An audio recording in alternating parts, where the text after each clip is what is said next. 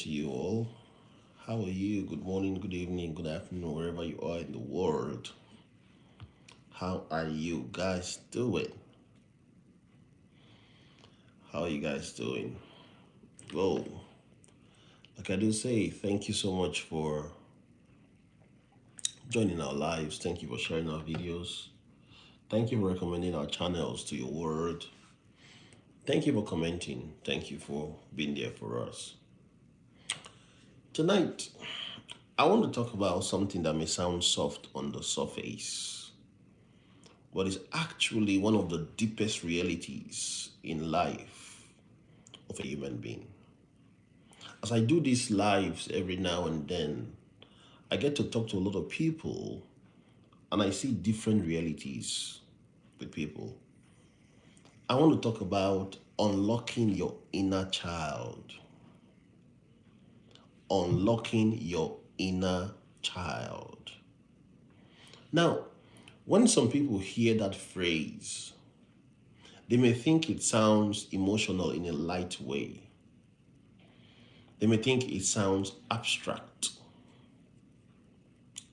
They may even think it sounds like something that has nothing to do with real life, real bills, being practical, real relationships, real stress, real responsibility. But I want to tell you tonight, this is real life because I've seen it play out in so many ways. Because there are many people walking around today in adult bodies, with adult jobs, with adult pressure, with adult responsibilities, adult language, adult titles, but inside them is still a child that never got the chance to fully breathe. A child who learned too early how to stay quiet. A child who learned too early how to be strong. A child who learned too early how not to ask for too much. A child who learned too early how not to cry out so loudly. A child who learned too early how not to become useful. Hello, Jacob Anderson. Thanks for joining. A child who learned too early how to become easy to love by becoming easy to manage. And now that child has grown up. Now that child is a husband. That child is a wife. That child is a mother. That child is a father. That child is a leader. That child is a provider. Now that child is the one everybody depends on. But deep underneath the surface, there is still a younger version of them carrying the old pain. And that younger version keeps showing up. It shows up in how they react. It shows up in how they shut down. It shows up in how they please people. It shows up in how they overwork, in how they fear rejection, in how they feel guilty for trying to rest, for trying to relax. It shows up in how they need to prove themselves. It shows up in how even small things sometimes hurt more than they should. Because many people are not just reacting from adulthood, they are reacting from history. They are reacting from old rooms, old disappointment, old silences, old wounds, old fears, old feeling of being unseen, old feelings of not being enough. And tonight, I want to talk to that part of someone tonight, or somebody that will watch this later, that part of you that learned how to survive, but never fully learned how to feel safe. I want to talk to that part of you that became productive, but not necessarily joyful. That part of you that became respected, but not necessarily healed. That part of you that became responsible, but not free necessarily. Because the tragedy of life is not just that people get older. The tragedy is that many people get older while becoming more and more disconnected from themselves. I did a video on that earlier. They become efficient, but they're numb. They become reliable, but emotionally tired. They become useful, but inwardly they're empty. They People admire them, but privately they are lonely. They become strong. They are the strong ones, but they don't know how to rest. They feel guilty if they want to rest. And I want to say something very clear tonight. Your inner child is not your weakness. Your inner child is the part of you that still remembers what you needed. The part of you that still remembers wonder. The part of you that still remembers joy before life got heavy, before life got busy. The part of you that still remembers how deeply you wanted to feel safe, you wanted to feel seen, you wanted to feel heard, you wanted to feel celebrated, protected, and loved. And many people are exhausted not only because of what they do every day, they're exhausted because every day they are carrying a younger version of themselves. They never got healed. That younger self has been patient. That younger self has waited. That younger self has watched you build a whole life while still hoping that one day you'll come back to them. And maybe tonight is the night for somebody. Maybe tonight is not just inspiration. Maybe tonight is reunion. Maybe tonight is the beginning of return. Not return to immaturity, not return to irresponsibility, not return to pretending life is easy, but return to truth, return to softness, return to honesty, return to health. I like that. Return to joy, to wholeness. Return to the self you started burying the moment survival became louder than aliveness. Because some of you do not need another strategy. You need permission to come back to life. That's what you need. See, nobody is born ashamed of their emotions. As I was looking at this topic, I said, one of the things that came to my mind was that nobody is born ashamed of their emotions. Nobody is born believing their needs are inconvenient. Nobody is born believing they must become perfect to be loved. Nobody is born believing they must disappear in order to belong. These things got learned. A child enters the world open, curious, tender, hopeful, expressive, alive. They ask questions without embarrassment. They laugh without apology. They cry without calculating how it will be received. They dream without limits. They reach naturally for connection. And sometimes life teaches them loudly through pain, through trauma, through instability, through harshness. But many times life teaches quietly, through thorn, through absence, through emotional unavailability, through repeated dismissal, through homes where practical care may never existed. But emotional safety did not fully exist. Sometimes it's not one dramatic wound. Sometimes it's 1,000 small moments. 1,000 small moments of not being heard. 1,000 moments of being told directly or indirectly, stop crying. You're too sensitive. You're okay. Not now. Go sit down. You ask too many questions. Don't be dramatic. Why are you acting like that? Be strong. Why can't you be more like that child? The child begins to conclude, my feelings are too much. My needs are a problem. If I take up too much space, I may lose connection. If I want too much, I may be rejected. If I expect too much, I may be corrected. And what happened? The child adapts. And adaptation is brilliant. It helps children survive what they cannot control. So the child becomes easy, becomes helpful, quiet, funny, responsible, high achieving, invisible, independent. And adults often praise it. Oh, they say, what a mature child, what a responsible child, what a strong child, what a calm child.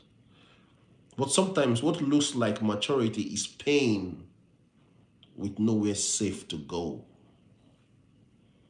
Sometimes what looks like independence is a child who stopped expecting help.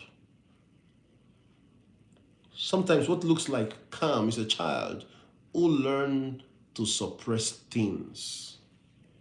Sometimes what looks like strength is a child who learns to survive without tenderness.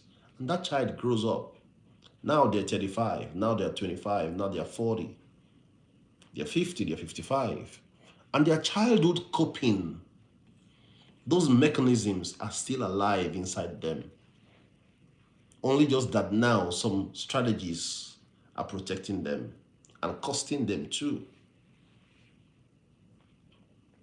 If you learned to stay quiet to survive, now you may struggle to speak up in relationships. If you learn to become perfect to avoid criticism, now you may live under constant pressure. If you learn to meet everyone else's needs before your own, now you may feel resentment you can't even explain. If you learn that emotion was unsafe, now intimacy may feel complicated. If you learn to grow up too fast, now you may feel tired in places rest does not fix. And some of you listening tonight and those that will watch this later were called mature when what you really were was unsupported. Some of you were called strong when what you really were was alone, lonely. Some of you were called independent when what you really were was a child who had given up on being carried. And that matters. Friends, it matters because being useful is not the same as being loved. Being needed is not the same as being safe. Being admired is not the same as being healed. And maybe part of what you need tonight is not to become a new person. Maybe you need to recover the person you had to bury.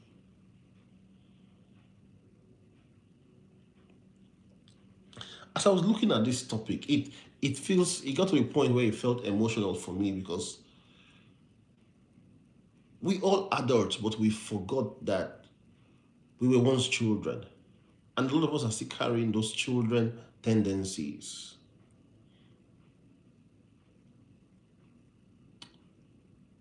I I started looking at how is it that this inner child that you are, that I am, how is it that it shows up in adult life today? How does the inner child shows up in adult life today?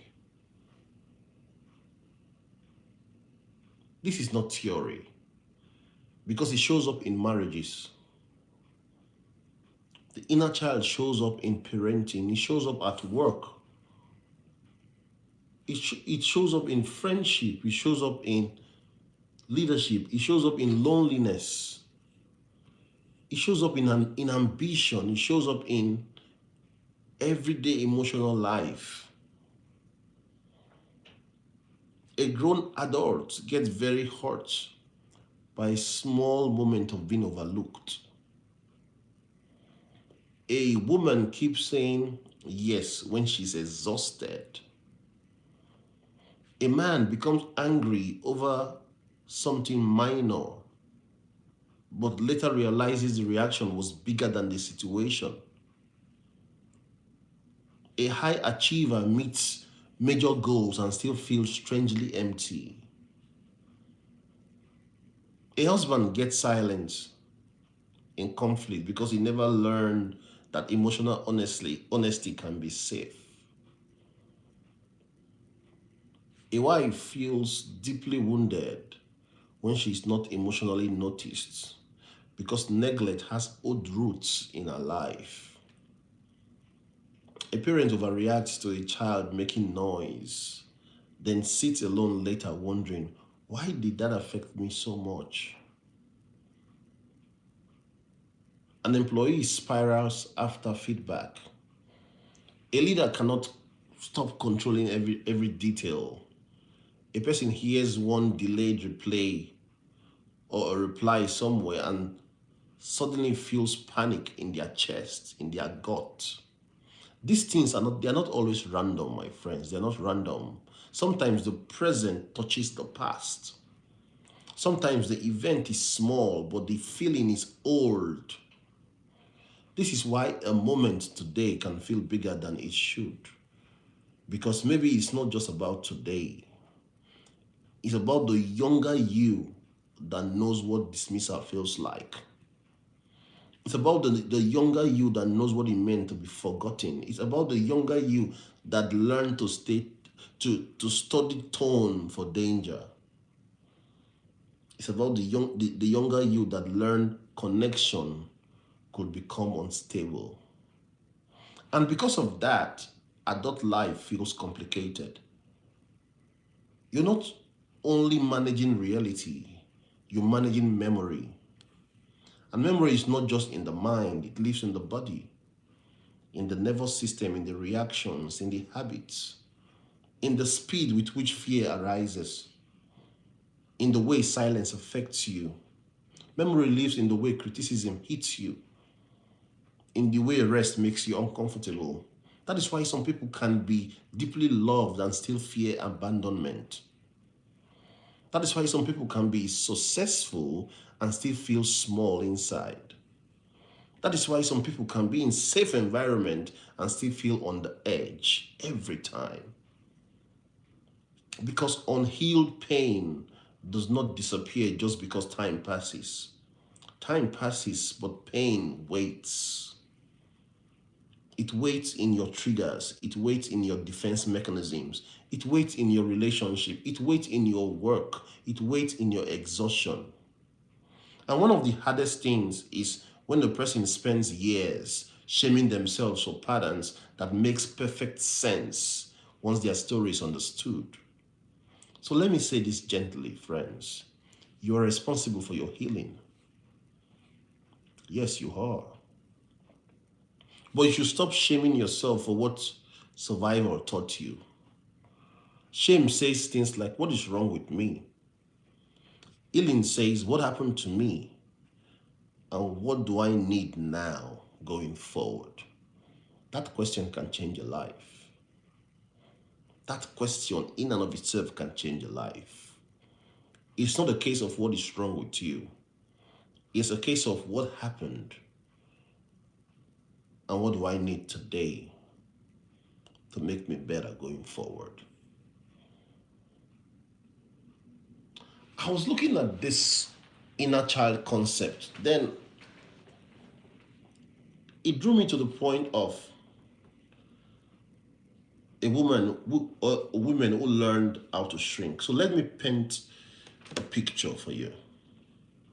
Picture a little girl in a home where people are busy, stressed, trying their best, maybe even loving in the ways they know how, but emotionally unavailable in moments that matters most.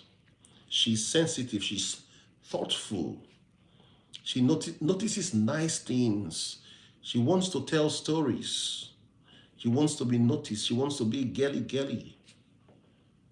She wants her excitement to be received. She wants her sadness to be held. But over and over again, she just gets this little less than what she needs. Not hatred, not violence, just repeated emotional missing. Because every adult around, they're very busy. When she's excited, people are just too busy. When she's sad, they say, you're okay. When she's afraid, they move on too quickly. When she wants to talk, there's no room to talk. So she learns to become easy. She becomes helpful. She becomes pleasant. She becomes undemanding. She becomes someone that just lives in a world. And adults love that. They call her mature. They call her mature. But inwardly, she's learning something dangerous. If I want less, I'll just fit. If I shrink, I'll be easier to love. If I don't need more, I won't be a burden. And that little girl shows up 20 years later, 30 years later, a woman. She's kind, she's dependable, she's competent, she's caring, she's hardworking. She's everybody appreciates her, but privately she's tired. She says I'm fine when she's hot. She said it's okay when it is not okay.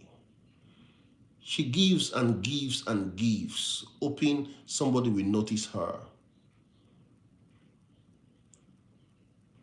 She keep on giving, hoping her needs will be noticed without her having to voice them out. She feels unseen in relationships. She resents how much she carries. She struggles to ask for help, even when she needs help. She feels lonely even when she's surrounded by people because the child in her never really learned that her voice mattered. So now she disappears in sophisticated adult ways. She calls it maturity.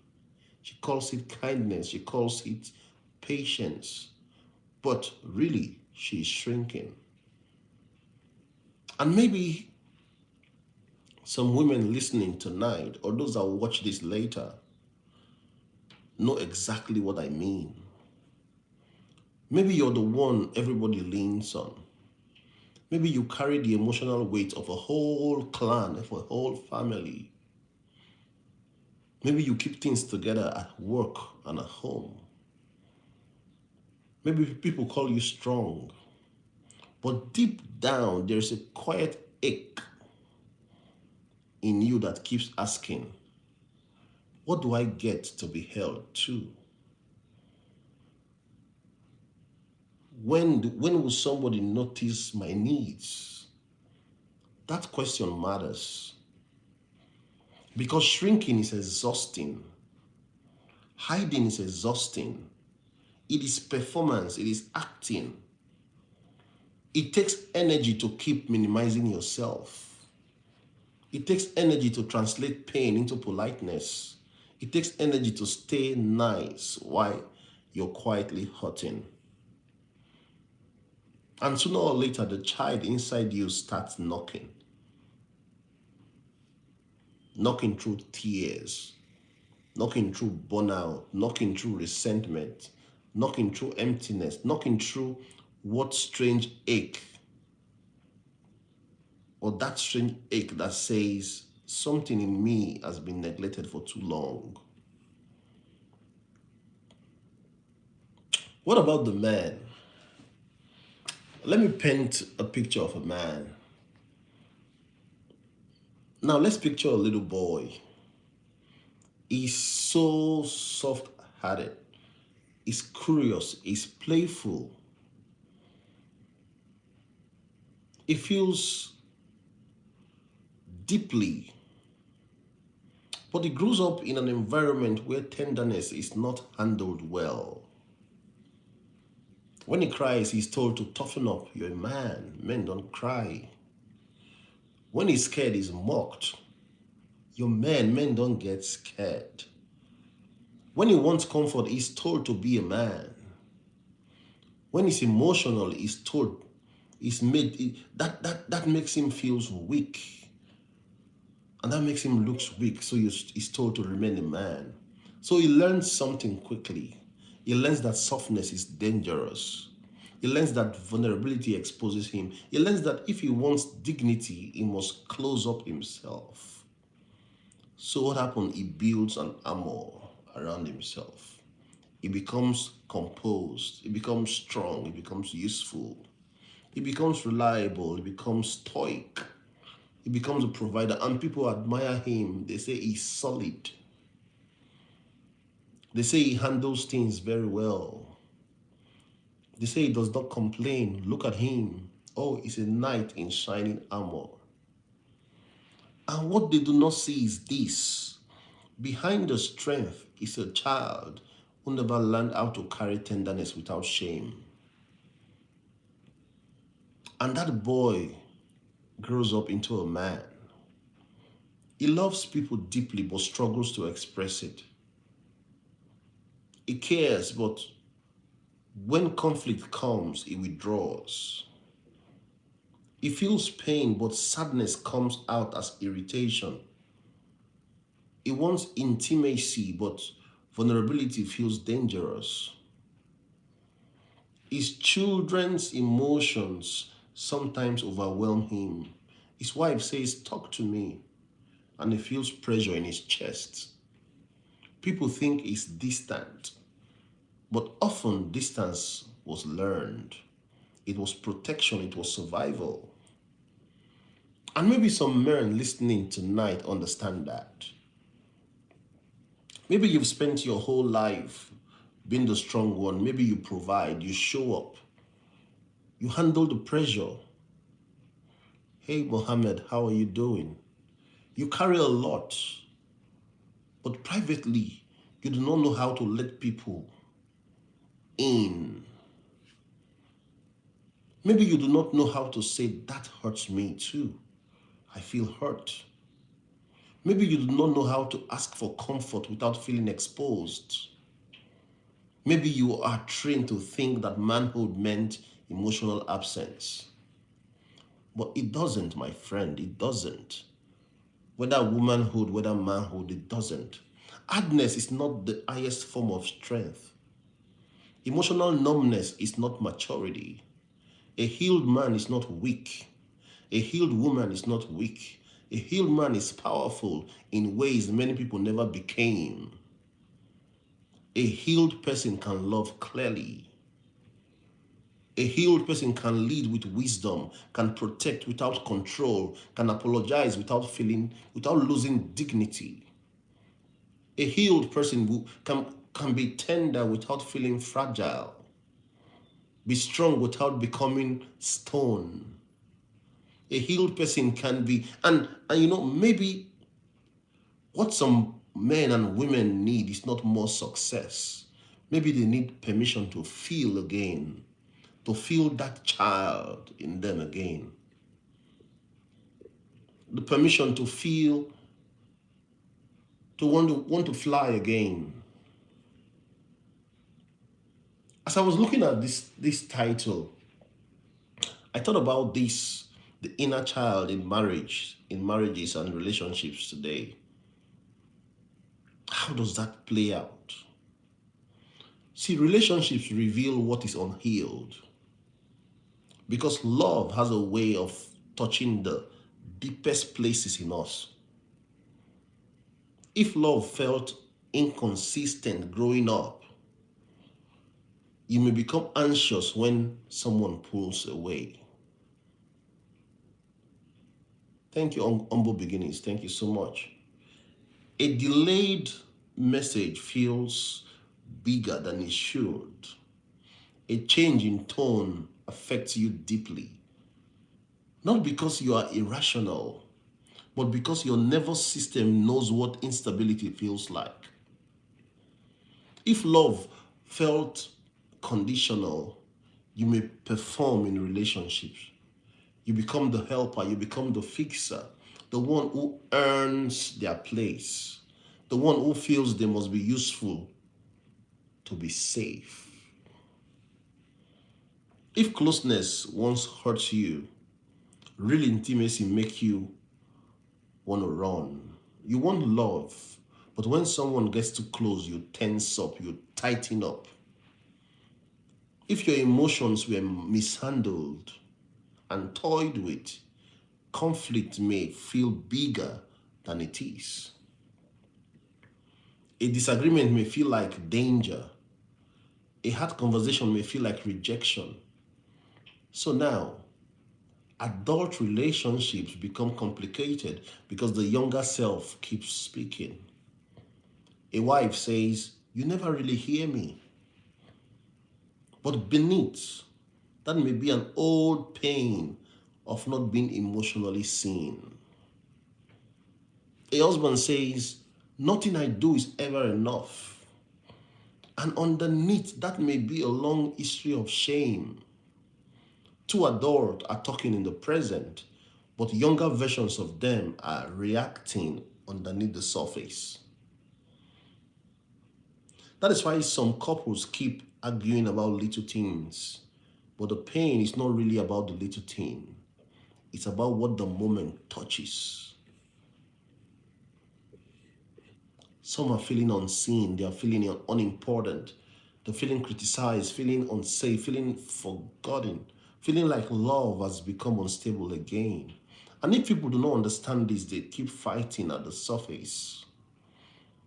But if they do understand these things, something powerful can happen. Compassion enters the room, not excuse. Compassion. The kind that asks, what pain is showing up right now? What area is this touching that is causing this pain? That question can change a marriage, it can change a relationship, it can change how you see your partner, it can change how you see yourself. Let's talk about this story from a marriage. A wife says to her husband one night, "I feel like you don't really see me anymore." Now, maybe what she means is emotional. She doesn't mean he never comes home, because he does. She doesn't mean he never provides. Oh, he's a great provider. She means she feels unnoticed inwardly. But he responds defensively. He says, "What are you talking about? I work hard. I do everything for this family." He answers with facts. Yes, facts. But she's speaking from feeling. And because he hears her pain as criticism, he starts protecting himself. Why? Because maybe somewhere inside him is a younger self that has long connected criticism with failure. So instead of hearing her, hearing the hurt, hearing her pain, he hears accusation. And because he hears accusation, what happens? He defends. Now she feels even more unseen. Her tone sharpens, he withdraws, and suddenly they are in a painful circle. But underneath the circle are two younger selves, are two young people. One saying, "Please don't overlook me." The other saying, "Please don't make me feel like I'm not enough." That is why healing matters. That is why knowing what we touch matters. That's why knowing ourselves matters. Because without healing, people keep wounding each other from places they do not even fully understand. Maybe some of you are tired of that. Tired of the same arguments, tired of the same defensive reactions, tired of shutting down, tired of overreacting, tired of not feeling safe in love. And maybe what is needed is not just communication tips. No. Maybe what is needed is deeper awareness. Awareness of what history is speaking through the present. What about in parenting? I'm a parent myself, so I'm a bit careful with this topic.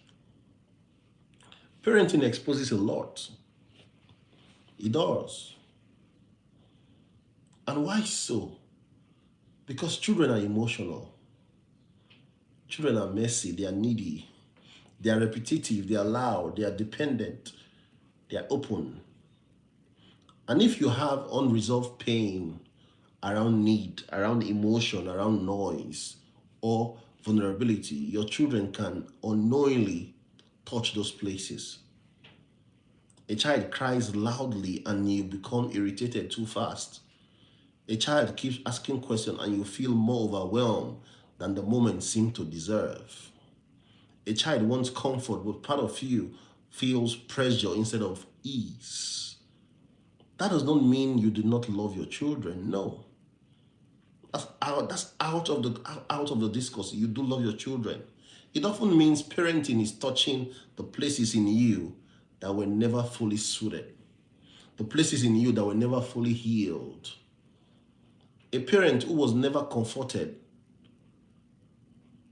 may struggle with their own child's emotion. A parent who had to grow up too fast may struggle with childish mess. A parent who was shamed harshly may become too controlling. A parent who was ignored may become anxious, over attentive, trying to give everything they never got. This is why parenting is not about raising children. It's often about meeting yourself again. And many parents carry guilt because they love their children, but they have moments they regret. Moments when they snapped, moments when they dismissed, moments when exhaustion spoke louder than tenderness. Let me say this, you do not need to drown in shame, but you do need honesty. Because guilt can become useful if it leads to awareness and repair. A healing parent is not a perfect parent. None of us are perfect. A healing parent is a humble parent, a reflective parent, a parent willing to apologize, a parent willing to learn, a parent willing to break cycles. And for some of us, that may be one of the holiest things we have to ever do. Not to become more impressive, but become more conscious. So your children inherit less fear, less shame, less silence, less emotional confusion. Maybe you're not only healing for yourself, maybe you're healing for the people who come after you, the generations that comes after you. As I was looking at this title, I looked at an example of a father's moment of awakening. A father comes home tired from after work. His mind is full, his body is drained. His little child runs to him smiling, holding a drawing and say, "Hey, look at what I made for you." And without even meaning any harm, he says sharply, "Not now." Oh, not now. We all know that. We all know that. I do that. I do that a lot, and it breaks my heart sometimes. We all do that in different ways as parents. He says, "Not now." He doesn't scream, he doesn't insult the child, but he sees the child's face change. The excitement drops. The child walks away quieter than before. And in that moment, something breaks open in him. But suddenly, he remembers being small. He remembers wanting to show something to an adult who was too burdened to notice. He remembers what it feels like to feel interrupted. And now he realizes that what came out of him did not begin with him. That night he sits quietly and he cries, not only as a father, but as a son. He cries for the little boy in him who learned that adulthood meant distance. He cries for the softness that got buried. He cries for the years he spent surviving so hard that tenderness became difficult. And in that moment, he decides, I cannot keep passing down what hurts me. That, my friend, is healing. Healing does not always begin with a big public breakthrough, a big public announcement. Sometimes it begins with one honest moment where you realize, I do not want my pain to keep speaking for me. And maybe somebody listening has had moments like that. You heard your own tone and it troubled you. You saw your own reaction and it scared you. You noticed your own distance. You noticed how much resentment is building. You notice how tired you are.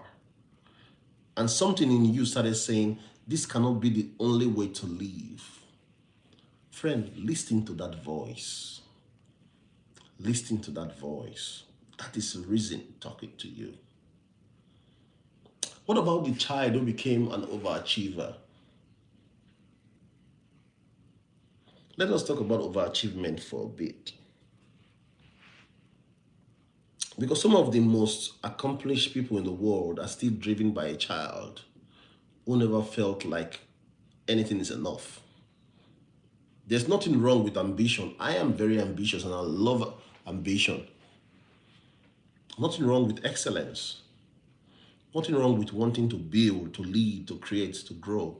But the real question is, what is driving it? What is the purpose? What is behind it? Is it pain? Or is it vision? Or is it fear? Because there are people who achieve one thing after another and still never feel settled. The joy doesn't last. They just move on. The satisfaction fades very quickly. Every achievement becomes temporary relief. Why? Because they're not just chasing success. They are chasing enoughness. The child inside them is still crying, still saying, if I do enough, maybe I'll feel worthy. If I become enough, maybe I'll finally feel secure. If I succeed enough, maybe the emptiness will leave. And the hard truth is this: achievement cannot fully heal a child who needed tenderness. Some people are praised by everyone around them, but privately they are exhausted. They do not know how to rest because rest makes them feel exposed. Stillness makes them feel unproductive. And unproductive makes them feel unsafe. So what happens? They keep moving, they keep going. And the world often rewards unhealed productivity. It claps for it, it benefits from it, it promotes it.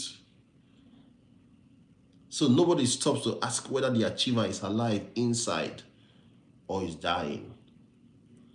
And maybe that is some of you tonight. People admire you, people trust you, people call on you. But inwardly, you're tired of always proving. Maybe what you need is not yet another achievement. Maybe what you need is permission to stop earning the love you should have known naturally. What about the caretaker who forgot themselves? This is an area I get really invested in. There's a different kind of person that might be listening tonight. You're the one I call the caretaker. The one who remembers everybody. The one who notices moods. The one who checks in. The one who fills the gap. The one who keeps things smooth. The one who carries emotional weight that nobody talks about. People call you kind, they call you reliable, they call you thoughtful, they call you big-hearted. They said, and all these you are, but your kindness has become costly. Because while you're taking care of somebody else or everybody else, no one seems to notice the quiet weariness in you. And sometimes even you do not notice it. Because you are so used to asking what everybody else needs that you no longer ask what you need. Many caretakers learn this early. They learn how to read the room. They learn how to adjust to tension. They learn how to stabilize emotional environment. And now as adults, they still do it. They walk into a room and instantly they read the energy. They notice distance, they notice tone, notice discomfort, notice silence. And because they are so good at holding people, helping others, people forget they need holding too. Or worse, the caretaker forgets himself. And maybe that is you. Maybe you are always there for everyone. Maybe you're the one people calls first if things go south. Maybe you're the one who absorbs pain and keeps moving. But maybe tonight, what you need is not another reason to be strong. Maybe what you need is permission to include yourself in the care you freely give everybody else. You need the ability to receive the love you give to everybody free of charge. Because kindness without boundaries becomes depletion. Service without honesty becomes resentment. Goodness without self respect becomes self erasure, self sabotage. And some of you are not breaking because you do not love people. No, far from that. You're breaking because you've been loving people without including yourself in that love. You give love, but you don't know how to receive love. But because the song reaches a younger version of him that he has not felt in years, suddenly he remembers the boy who once had wonder, the boy who laughed more easily, the boy who thought life would not become this emotionally narrow. And he sits there, tears in his eyes, wondering that somewhere along the way he became useful but lost connection with the most alive part of himself. Friends, that moment is sacred because sometimes awakening comes through memory, a song, a smell, a place, a picture, a child's voice, a painful moment, a quiet truth. And suddenly you realize, I do not want to spend the rest of my life emotionally asleep. Maybe this is where some of you are. Not thinking about goals, but thinking about your soul. Thinking about whether you're really living. That question matters. That question matters. So tonight, I want to leave you with this thought. There is a younger version of you still within you. It is not there to haunt you. It is not there to embarrass you. It's not there to make you weak, but to be reclaimed. That child is still there, still holding pieces of your joy, still holding pieces of your wonder, still holding pieces of your tenderness, still holding pieces of your honesty, still holding pieces of your aliveness. And maybe healing is it's not about becoming somebody else. No. Maybe healing is finally allowing yourself to come home. Home to truth, home to softness, home to joy, to rest, to wonder, home to the self you left behind while trying to survive. You're not weak because you feel deeply. Because, no, you're not. You're not broken because old pain still visits you. No. You're not childish for needing safety, for needing joy, for needing tenderness and rest. No. Those needs makes you human. And I always say that on this channel. We are all human with flesh and blood. Unlocking your inner child is not about living in the past. It's about refusing to let the past keep locking away the most alive parts of you. It's about saying, I will not keep shaming the younger me. I will not keep calling survival strength if it's killing my joy. I'll not keep abandoning myself to be accepted. I'll not keep performing adulthood while my soul stays eating. No. I'm going to return. I'm going to listen. I'm going to heal. I'm going to protect what is tender in me. I'm going to let joy back in. I'm going to let truth back in. I'm going to let life back in. Because I do not just want to be productive. I want to be whole. I don't just want to be respected. I want to be free. I don't just want to survive this life. I want to feel it. I want to live it. I want to be alive inside the life.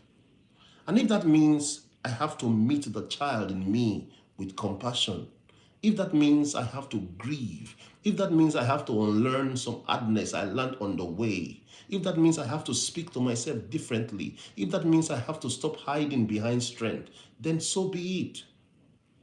So be it. Because there comes a time when you get tired of being a stranger to yourself. There comes a time when your soul wants more than performance, more than coping, more than image, more than numbness. It wants reunion. And maybe that is what tonight is for somebody, a reunion with a child who still dreams, the child who still feels, the child who still remembers joy, the child who still hopes you will come back. So go back to them. Go back to the version of you that learned to disappear. Go back to the version of you that stayed quiet to stay safe. Go back to the version of you that thought love had to be earned. Go back to the version of you that carried too much too early. And when you find them, do not judge them. Hold them. Speak gently to them. Tell them you're safe now. You do not have to hide now. You do not have to perform. You do not have to carry everything alone now. I am here now. I will not abandon you again. Friend, that is healing. That is freedom. That is how you unlock your inner child. And when that happens, you do not become less powerful. You become more human. And sometimes that is the greatest power of all. Thank you so much for your time. Thank you so much for listening.